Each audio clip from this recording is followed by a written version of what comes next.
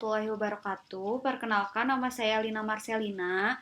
Di sini saya akan mempresentasikan mata kuliah akuntansi manajemen yang berjudul penentuan harga jual.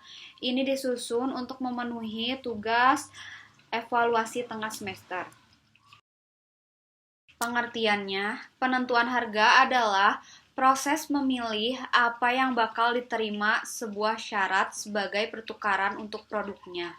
Faktor-faktor harga adalah kos penghilangan, tempat pasaran, persaingan, keadaan pasaran, dan quality produk.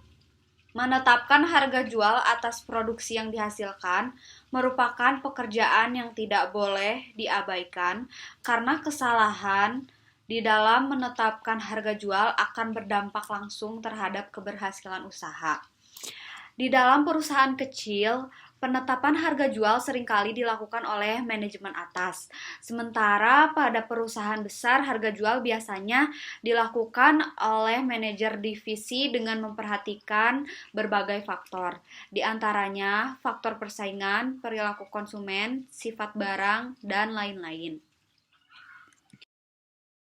Di sini ada manfaat biaya. Apa sih manfaat biaya?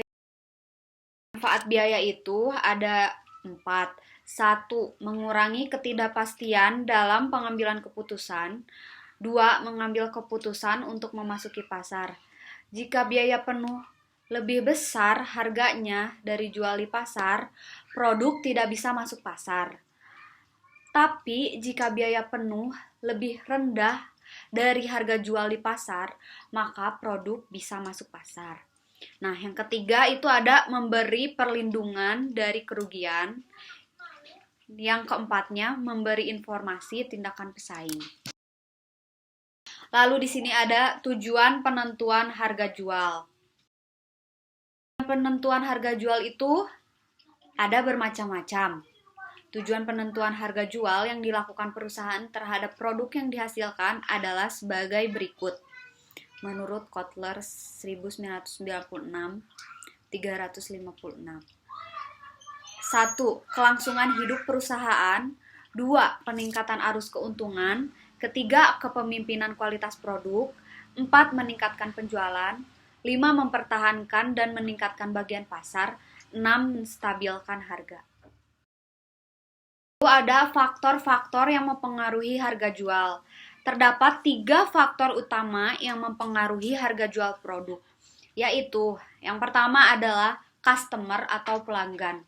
Pelanggan dapat mempengaruhi harga berdasarkan fitur yang terdapat pada produk tersebut serta kualitasnya. Yang kedua ada kompetitor atau pesaing. Perusahaan harus memperhatikan apa yang dilakukan oleh pesaingnya, termasuk harga jual produk mereka, yang bisa menjadi substitusi produk tersebut. Yang ketiga ada cost atau biaya. Semakin tinggi biaya produksi produk tersebut, maka semakin mahal produk tersebut terjual. Ada hal-hal yang mempengaruhi harga jual. Yang pertama ada biaya penuh untuk memproduksi produk atau jasa. Biaya penuh tidak boleh lebih besar dari harga jual, supaya tidak menghasilkan kerugian. Yang kedua ada aspek di luar biaya. Itu ada selera konsumen, demand and supply, jumlah pesaing yang memasuki pasar, harga jual produk pesaing, lalu ada penyusunan harga berdasarkan jenis pasar yang dihadapi perusahaan. Ada metode penentuan harga jual. Metode penentuan harga jual itu ada 4. Harga jual normal atau manufaktur dan penjual jasa, ada cost plus pricing, ada time and material pricing, dan ada harga jual yang dihasilkan oleh perusahaan yang diatur dengan peraturan pemerintah. Mari kita bahas harga jual normal. Harga jual normal. Secara normal, harga jual harus dapat menutupi biaya penuh plus menghasilkan laba. Laba yang sepadan dengan investasi yang ditanam untuk hasilkan produk atau jasa. Formulanya. Harga jual sama dengan tafsiran biaya penuh plus laba yang diharapkan. Tafsiran biaya penuh itu seperti pendekatan full costing dan pendekatan variable costing. Sementara laba yang diharapkan mempertimbangkan cost of capital, resiko bisnis, dan capital employed. Lalu di sini ada cost of capital. Apa sih cost of capital itu? Biaya yang dikeluarkan untuk investasi. Misalnya, butuh dana untuk menjalankan usaha dengan kredit bank yang bunganya 24%. Fee, poin A, dan tax dari laba yang dihasilkan itu 25%. Maka cost of capitalnya itu sama dengan 100% dikurangi 25% dikali 0,24 sama dengan 18%. Nah, semakin besar biaya modalnya, semakin besar pula laba yang diharapkan dapat diterima oleh perusahaan. Lalu di sini ada resiko bisnis. Jika resiko bisnis besar, semakin besar pula presentasi yang ditambahkan pada cost of capital dalam memperhitungkan laba yang diharapkan. Lalu ada capital employed, jumlah investasi. Semakin besar capital employed yang digunakan dalam memproduksi produk, semakin besar pula laba yang diharapkan dalam perhitungan harga jual. Besarnya capital employed yang digunakan dalam memproduksi barang, total aktiva dalam neraca awal tahun anggaran. Lalu di sini ada metode cost plus pricing. Apa sih metode cost plus pricing itu? Ya, pengertian dari cost plus adalah nilai biaya tertentu ditambah dengan kenaikan atau markup yang ditentukan. Di dalam konsep perhitungan harga pokok dikenal dua pendekatan, yaitu perhitungan harga pokok penuh atau full costing, perhitungan harga pokok variabel atau variable costing. Ada formula harga jual per unit dengan pendekatan cost plus pricing.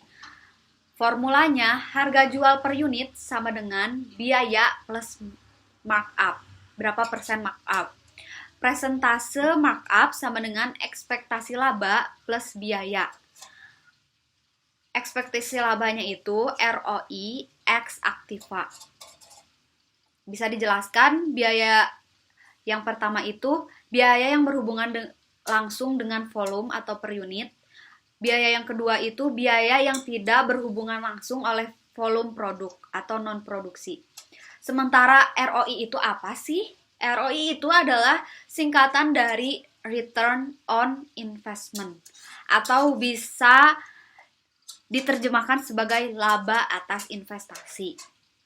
Nah, dalam perhitungan ROI ini, nilai yang dicari adalah presentase keuntungan dari investasi berdasarkan laba keseluruhan dan biaya yang dikeluarkan. Nah, dengan begitu bisa diketahui dengan jelas tingkat biaya suatu investasi, biaya dan laba suatu investasi. Lalu di sini ada tabel perbedaan. Nah, di sini ada pendekatan full costing, ya ini ada pendekatan full costing itu unsur biayanya produksi, unsur markup-nya ekspektasi laba plus biaya non produksi. Sementara ada variable costing, biaya produksi dan non-produksi yang bersifat variabel. Lalu ada ekspektasi laba plus biaya produksi plus non-produksi yang bersifat tetap. Lalu ada total costing, biaya produksi plus biaya non-produksi. Unsur biayanya biaya produksi plus biaya non-produksi. Unsur markup-nya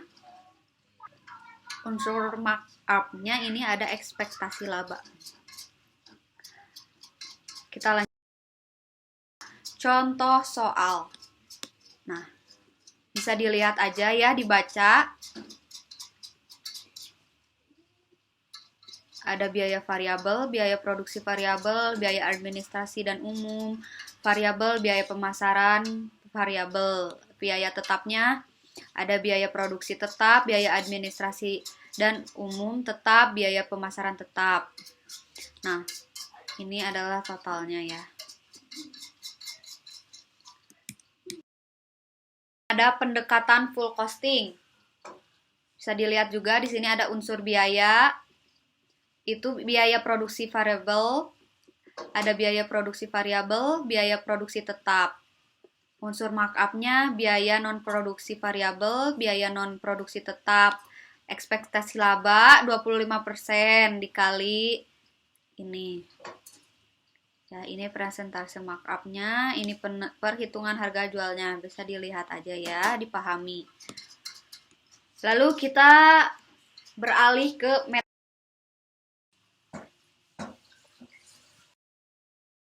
metode time and material pricing itu penetapan harga per satuan waktu dan harga bahan.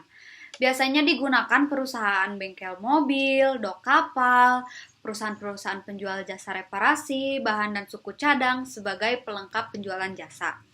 Dalam perusahaan jasa, volumenya dihitung berdasarkan waktu yang dibutuhkan untuk melayani konsumen, bukan harga jual unit per unit, tetapi harga jual per satuan waktu yang dinikmati konsumen.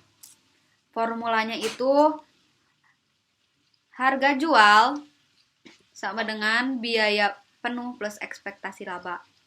Dalam sebuah bengkel yang menjual jasa perbaikan mobil, maka biaya yang berhubungan dengan produk itu biaya tenaga mekanik dan ahli listrik.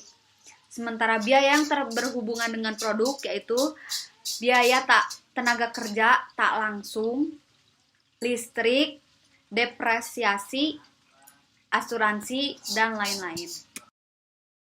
Lalu ada metode harga jual yang dihasilkan oleh perusahaan yang diatur dengan peraturan pemerintah. Harga jual produk perusahaan yang diatur peraturan pemerintah. Perusahaan yang mengatur hajat hidup orang banyak sehingga dalam penetapan harga jual produk dibutuhkan pedoman. 1. Unsur-unsur biaya produksi dan non-produksi. Yang kedua, cara pengukurannya.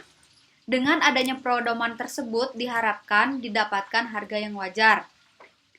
Tiap kenaikan harga diatur peraturan pemerintah yang harus dapat dipertanggungjawabkan atau dilihat dari biaya penuh yang digunakan sebagai dasar dan kewajaran labanya. Ini formulanya. Harga jual sama dengan tafsiran biaya penuh masa yang akan datang plus ekspektasi laba. Tafsiran biaya penuhnya masa yang akan datangnya itu pendekatan full costing yang diterima oleh PSAK. PSAK itu pernyataan standar akuntansi keuangan. Ini contohnya ya, bisa dilihat.